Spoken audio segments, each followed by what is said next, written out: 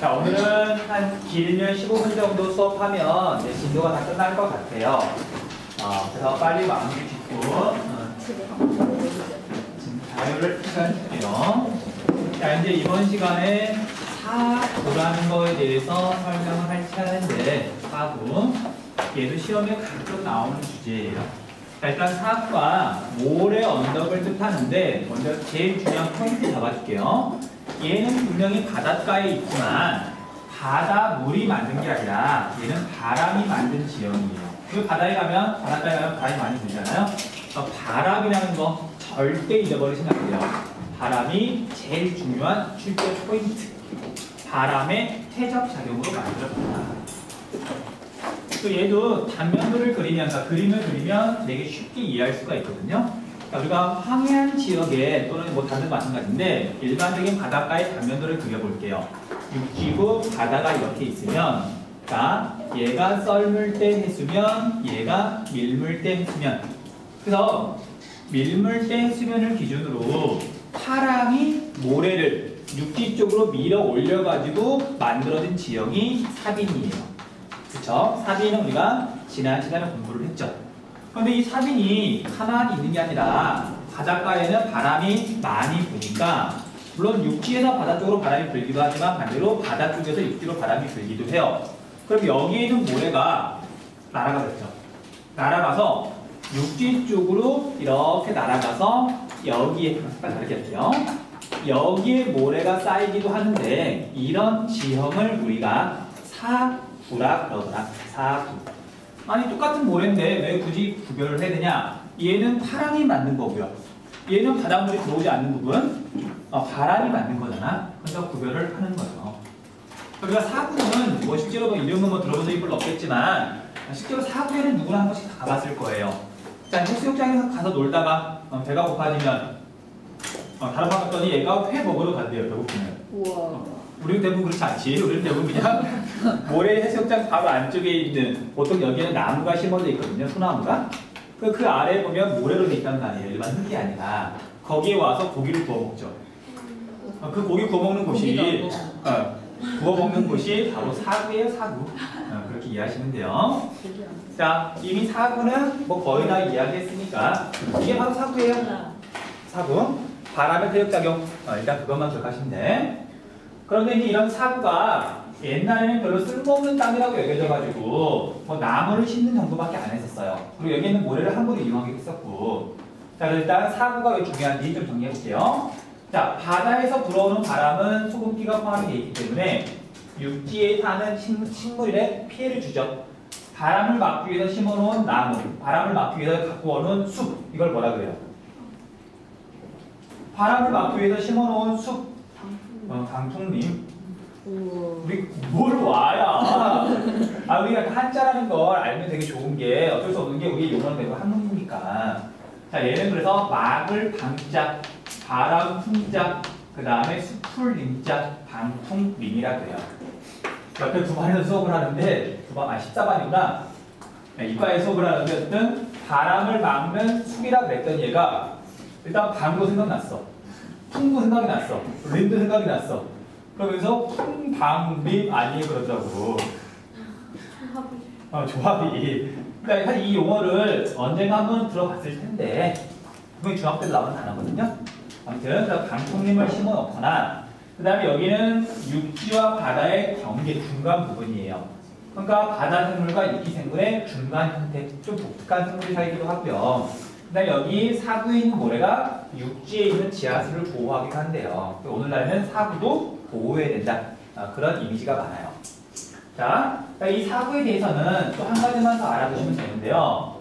자, 사구가 대규모로 발달하는 동네가 있어요. 자, 여러분들 뭐 키가 고만고만한 사람들 아무리 많아봤자 별로 티가 안 나는데 그 중에 최용만 같은 애가 한 명 딱 서 있으면 탁 눈에 띄잖아요. 그래서 사구 중에 굉장히 규모가 큰 사구, 그거 하나 정도만 추가로 설명해 드릴게요.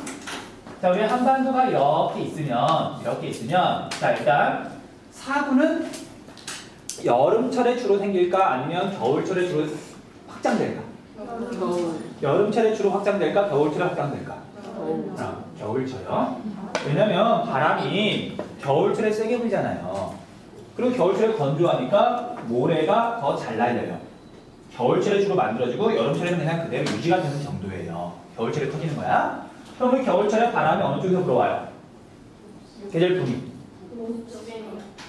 그러니까 시베리아에서 불어오는데 시야로 따지면 무슨 풍이라 그래요? 북서풍이 이렇게 불어서 지나가잖아요. 그러면 우리가 동해안 지역에는 사변이 굉장히 많아서 물론 사구도 많거든요. 근데 우리가 겨울철에는 바람이 육지에서 바다 쪽으로 불죠. 동해안은. 그러니까 여기는 사구가 크게 형성되긴 힘들어요. 이해되시죠? 사구는 많지만 크기가 큰 게 별로 없으니까 여기는 잘 안 불어오고요. 황해안 지역은 대부분 이제 갯벌이지만 우리 황해안 분명히 모래 해안이 있잖아. 그 모래가 겨울철에 북서 계절풍을 받아서 굉장히 잘 날리는 거예요.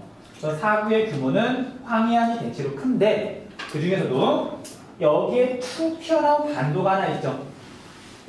우리 경기도 바로 밑에 가면 충청도에 가면 이 반도가 무슨 반도예요? 반도 이름 무슨 반도인데? 땡땡 반도인데. 자, 여기가 태안 반도예요. 태안 반도. 아 진짜 가슴이 아프다. 우리 여러분들 몇 년 전이라기보다 2008년도에 몇 살이었죠? 중학교 5학년이요. 중학교 5학년? 그럼 기억나겠구나. 뭐가 웃기냐. 대박. 그때 초등학교 5학년. 와. 자, 여러분 태안 반도에서 우리 기름 유출 사건 때문에 유조선 때문에 되게 난리가 났었잖아. 그게 초등학교 5학년 때인데. 초등학교 5학년. 아주 그러니까 그런 사건이 나면 지도 좀 찾아보라고요. 얘가 어딘지를 알아야 거기가 난리가 났구나. 제발 내비게이션 찍고 그냥 가기만 하지 말고. 그러니까 태안반도 여기 사고 났을 때 뉴스에서 계속 태안반도 지도 보여주고 위치 알려주고 그랬을 텐데 6년 지났다고 태안반도도 몰라. 그러면 안 돼. 자, 저희 태안반도를 봤더니 북서 계절풍이 이렇게 불어오는데 다른 황해안 지역은 얘가 지금 바람이 비스듬하게 육지 쪽으로 불죠. 태안반도는 툭 튀어나와가지고 이 부분은 바람을 수직으로 맞아요. 그래서 이 부분을 확대해 볼게요. 태안반도가 이렇게 있으면 이 부분이 바람을 수직으로 맞기 때문에 여기 일대에 대규모 사구가 있어요. 그 중에 대표적인 건 딱 하나만 알아두시면 돼요. 태안반도 끝에 가면 동네 이름이 신두리라고 있어요. 신두리. 뭐 관광지는 아니라서 여러분들 가볼 일은 없을 거야. 선생님은 몇 번 말했던 것처럼 이런 데는 보통 끌려가요. 가야지. 지리교육과니까. 그래서 끌려서 가봤더니 정말 여기서부터 여기까지 길이가 한 3km 정도? 걸어서 한 15분, 20분? 그러니까 20분 넘겠구나. 그러니까 정말 끝도 없이 모래가 있어요. 이쪽 폭으로 봐도 한 500m 정도. 여기 가운데서 보잖아요. 정말 사막에 온 듯한 느낌이 들 정도로. 물론 관광지는 아니니까 가볼 일은 없을 거지만 그래도 혹시라도 이 근처 갈 일이 있으면 뭐 들러보는 것도 좋을 거야. 그래서 우리가 신두리 사구는 워낙 규모가 커서 천연기념물로 지정이 돼 있어요. 기억 좀 해주세요. 자, 여기까지 하면 일단 사구에 대한 내용은 다 끝났고요. 자, 지난 시간에 공부했던 사빈하고 사구 두 가지에서 또 추가 설명이 조금 있거든요. 그 부분 이야기해 줄게요. 자, 우리가 사빈은 바닷가에 있는 모래인데 주로 해수욕장으로 이용을 하잖아요. 근데 여러 가지 이유 때문에 오늘날 사빈에 있는 모래가 점점 줄어드는 곳이 있어요. 자, 우리가 사빈에 모래가 많으려면 하천에서 모래를 많이 공급해야 되죠. 근데 하천에 댐을 많이 건설했잖아. 그러니까 공급되는 모래의 양이 자체가 줄어든 거예요. 그러니까 여기 사빈에 있는 모래가 자꾸 없어지니까 해수욕장들이 물상이야. 모래가 없어지니까 사람들이 안 온단 말이에요. 그러니까 대표적인 해수욕장이 여러분들 해운대 있죠? 해운대가 참 부산에 있어서 되게 유명한 해수욕장이잖아. 여기는 해마다 모래가 엄청나게 없어지면서 정말 해마다 수백 트럭씩 모래를 사다가 해운대에다 깔아요. 그러니까 여기 있는 모래는 자연산은 아니야. 몰랐죠? 네. 그러니까 그래서 이렇게 모래가 없어지면 당연히 관광객들이 안 올 거 아니야. 어쩔 수 없는 선택이긴 하죠. 그래서 그런 모래를 보호하기 위한 시설이 있어요. 자, 그래서 우리가 이렇게 해안가가 있으면 여기에 이제 모래가 쌓여 있어요. 모래가 쌓여 있는데, 자, 연안류가 너무 세거나 아니면 파랑이 너무 강하게 이렇게 육지 쪽에 오게 되면 여기에 있는 모래가 없어지기도 하거든요. 연안류와 파랑의 힘을 약하게 만들기 위해서 바다 쪽으로 이렇게 수직 구조물을 만들어요. 이런 구조물을 뭐라 그러냐면 여기 교재에 있는데 그로일이라고 해요. 그로일.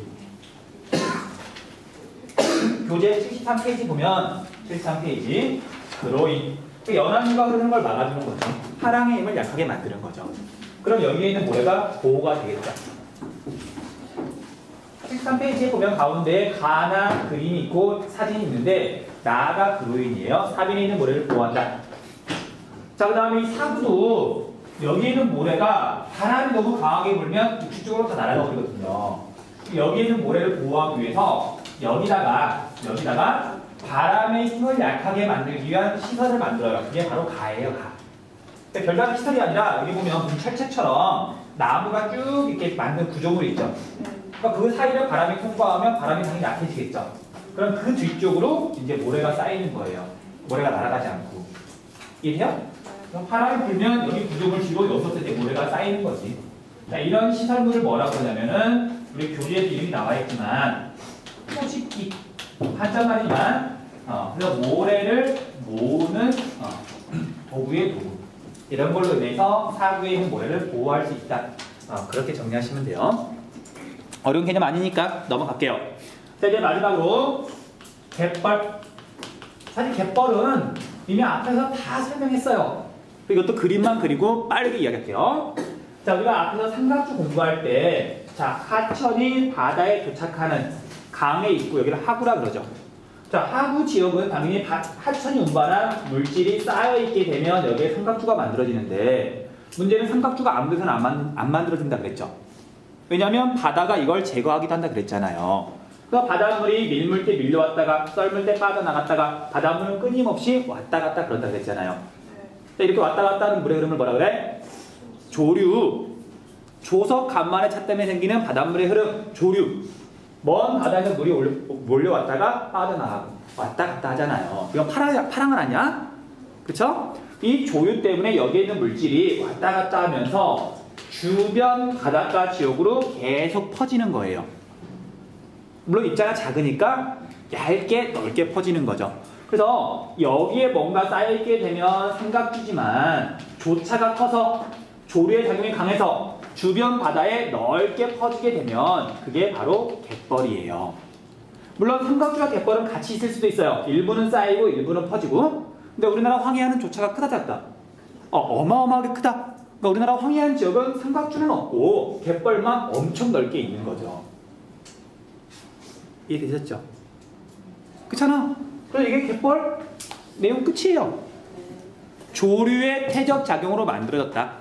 근데 우리가 지난 시간에 공부했던 거 조금만 더 추가로 연결을 하자면, 자, 황해안 지역에 이제 이렇게 곳과 만이 있으면 이쪽이 도시예요. 그럼 여기 이렇게 암석 해안이 있을 거고, 해안선이 이렇게 있으면, 자, 육지 쪽에 이렇게 점이 찍혀 있다. 얘가 사빈이에요. 위에서 내려다본 거야. 그 다음에 여기 육지에서 바닷가긴 한데 바로 해안선에 붙어있는 게 아니라 여기 좀 내륙 쪽으로 여기에 점이 찍혀 있다. 얘는 당연히 사구예요. 바람이 쌓아둔 거, 파랑이 쌓아둔 거. 근데 이제 점이 바다 쪽에 이렇게 찍혀 있다. 물론 얘는 되게 넓어요. 바다 쪽에 찍혀 있으면 얘가 이제 갯벌이 되는 거죠.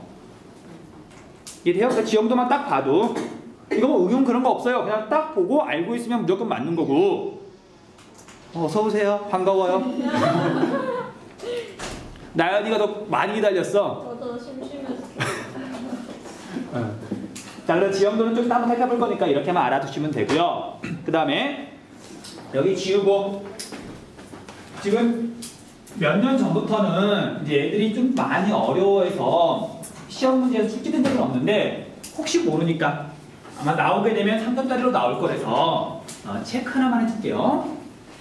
자, 여러분들 갯벌이 갈수록 줄어드는 건 알고 있죠? 왜? 얘라고 대답해놓고 왜? 간척 사업 때문에. 그래서 우리나라 실제로 간척 사업을 되게 많이 했고 새만금 간척 사업 거기에 논란이 되게 많이 있었잖아요. 물론 지금도 논란이 되고 있지만. 그래서 우리가 간척 사업이라는 거에 대해서도 알아야 돼요. 간척 사업이라는 건 기본적으로 갯벌을 메우는 거니까. 간척 사업. 그래서 우리가 간척 사업이라는 게 뭐냐면요. 이렇게 육지가 있고 이렇게 바다가 있을 경우 이쪽가 육지고 이쪽이 바다예요. 자, 물론 이거 지금 지형도를 그렸으니까 밀물대의 해안선이고요. 썰물대가 되면 여기가 다 육지로 바뀌는 거죠. 그래서 썰물대는 해안선이 이렇게 바뀐다고 한번 가정을 해볼게요. 그럼 간척 사업이라는 게 뭐냐면 바다를 막는다 그러잖아. 그 바닷물을 막기 위해서 보통 만의 입구 같은 데다가 이렇게 제방을 쌓아요. 그 자연 상태에서는 직선이 없는데 지도의 지형도를 보면 이렇게 직선이 있을 수도 있거든요. 그럼 얘는 인간이 만든 거구나. 그리고 얘 같은 경우는 바닷가에 있으니까 바닷물을 막기 위해서 만든 거예요. 자, 우리가 뚝을 영어로 한자로 제방이라고 해서 미안해. 자, 그래서 얘가 제방인데 얘 이름이 뭐예요? 앞에 두 글자가 더 들어가는데 바닷물을 막기 위해서 쌓은 뚝. 이걸 무슨 재라 그래요? 방파제. 자, 일단 그래 반대로 맞았어. 방. 이런 방조제. 어렵네요. 자, 여기는 지금 밀물 때는 물에 잠기고 썰물 때는 육지가 되는 곳인데 조류가 왔다 갔다 하는 곳이잖아요. 그렇잖아. 그래서 조류를 막기 위한, 그러니까 바닷물을 막기 위한 제방이 방조제예요. 그럼 방파제는 파랑을 막기 위해서 쌓은 뚝이 방파제. 그러니까 그 항구에 가면 방파제가 있잖아요. 파도가 계속 채워오면 거기 이제 배들이 막 흔들리고 뭐 위험할 수가 있으니까. 그러니까 용어도 한자를 알면 이제 좀 이렇게 응용이 되는데 자, 방조제 이름을 좀 기억해 주세요. 이 방조제는 그래서 이렇게 인공 제방 기호를 쓰기도 하고요. 아니면 이렇게 직선으로 표시하기도 해요. 그냥 바닷가에 여기 직선이 있다. 그럼 방조제가 되는 거예요. 자, 그리고 이 방조제는 당연히 규모가 꽤 크거든요. 그리고 여기에 보통 도로가 있어가지고 원래 여기하고 여기 가려면 배를 타고 가든지 삥 돌아서 가야 되는데 지금은 차 타고 가면 되죠. 그러니까 그런 식으로 바뀐다고. 자, 그래서 이렇게 방조제를 건설한 다음에 여기에 있는 땅은 대부분 이렇게 논으로 만들죠. 간척 사업을 하면. 근데 여러분 그래서 이 논에 대해서 옛날에 자주 물어봤었거든요. 자, 봐봐. 방조제를 쌓은 다음에 여기를 흙으로 메우는 게 아니에요. 간척 사업이라고 하는 건. 왜냐면 그 많은 흙을 구할 데가 없거든. 여기 꼭 깎으면 당연히 여기도 환경오염이 될 거 아니야. 환경 파괴될 거 아니야. 방조제를 쌓은 다음에 밀물 때는 여기도 다시 육지가 되니까 밀물 때, 썰물 때 그럼 썰물 때 물을 빼내고 밀물 때는 막고 있고 그런 식으로 바닷물이 들어오지만 못하게 하는 거예요. 그럼 몇 년이 지나면 여기서 농사를 지을 수가 있는 거죠. 그 여기는 바다보다 낮은 곳이 보통이에요. 여기 땅을 메우는 게 아니라고. 당연히 비가 내리고 그 빗물이 계속 바다 쪽으로 빠져나가니까 여기는 소금기가 점점 빠지는 거죠. 자, 이제 잠깐만. 그럼 여러분 하나만 알려줄게요. 자, 우리 이제 한국 시하고 상관이 없는데, 자, 여러분 네덜란드가 뭘로 유명해요? 풍차. 네덜란드가 뭘로 유명해? 풍차. 바다 나르다. 뭘로 유명하다고? 양. 풍차. 풍차 축제. 자, 네덜란드가 여러 가지로 유명한데 지금 이거랑 관련한 걸 지금 물어보는 거잖아요. 자, 지금 되게 대답을 잘했는데 얘는 바다보다 낮은 땅으로 유명해요. 풍차로 유명해요. 왜? 얘네들은 자기 국토 전체 면적의 거의 4분의 1 정도가 간척해서 만든 거예요. 그러니까 바다보다 땅이 낮으니까 그 위에 비가 오거나 그러면 거기에 물이 고이잖아. 그 물을 계속 뿜어내야 돼요. 뿜어내기 위한 도구가 풍차예요.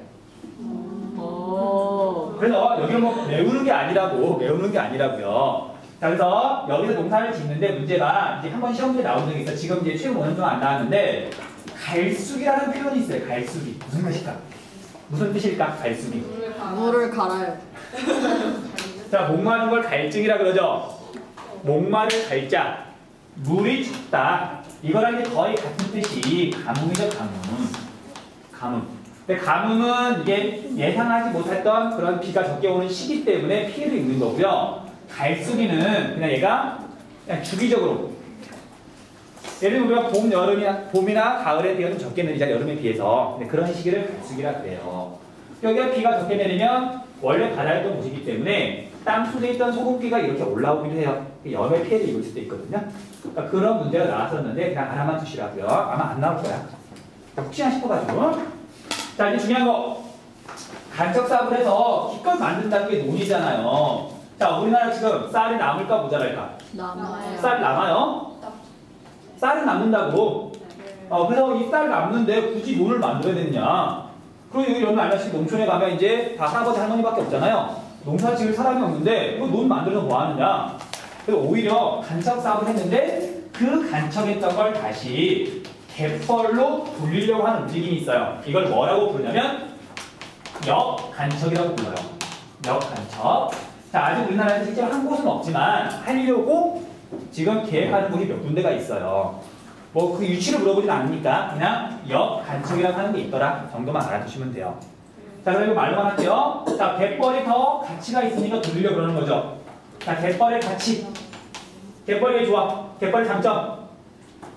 먹을 수 있다. 생물로 다양하게 살고 오염물질도 정화시켜주고 그 다음에 썰물 때 태풍이 오면 여기가 태풍의 피해를 줄여주죠. 썰물 때 태풍이 불면 우리 사는 여기인데 여기까지 바닷물이 안 들어오잖아. 그러니까 썰물 때 태풍이 오면 태풍의 피해를 줄여주기도 하더라. 아무튼 갯벌의 가치가 분명히 높기 때문에 역간척을 하려고 그러는 거죠. 자, 지형도 딱 하나만 보고 마칠게요. 74페이지 가 지형도 한번 봐보세요. 74페이지 가 지형도. 가 지형도를 봤더니 자, A가 갯벌이에요. A가 갯벌. 그다음 B를 봤더니 얘가 좀 작아서 잘 안 보일 수도 있지만 이런 식으로 지금 기호가 있죠. 인공 제방인데 이걸 방주제라 그래요. 방주제 안쪽에 봤더니 뭐가 있는지 모르겠지만 거기 평평하죠. 여기가 간척을 한 것이지. 네? 보건실이요? 네. 그래서 얘가 간척을 했다는 그 지형도가 되는 거죠. 지형도. 그 다음 기호 하나 알려줄게요. 자, 이것도 이제 안 물어보긴 하는데, 자, 갯벌에다가 뭘 만들기도 하냐면 염전을 만들기도 해요. 염전이 뭔지 알죠? 네. 소금을 만드는 밭이잖아. 소금 밭이잖아. 그 염전은 갯벌에 만드는 거예요, 원래. 그래서 염전의 기호가 이렇게 모기장처럼 이렇게 돼 있는 기호가 있어요. 옛날에 자주 물어봤었는데 질문을 했더니 최근 5년 동안 나오진 않았더라고요. 어쨌든 염전이라는 것도 있으니까 기호 정도만 기억을 해주세요. 자, 여기까지 할게요. 질문? 안 보여요. 알았어요.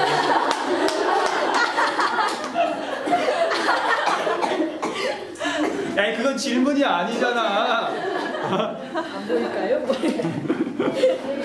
그럼 물어봤어야지. 선생님이 그렇게 가만히 가운데 서 있으면 칠판이 보일까요? 안 보일까요? 물어봐야지. 선생님 여기 시험 문제 많이 나와요.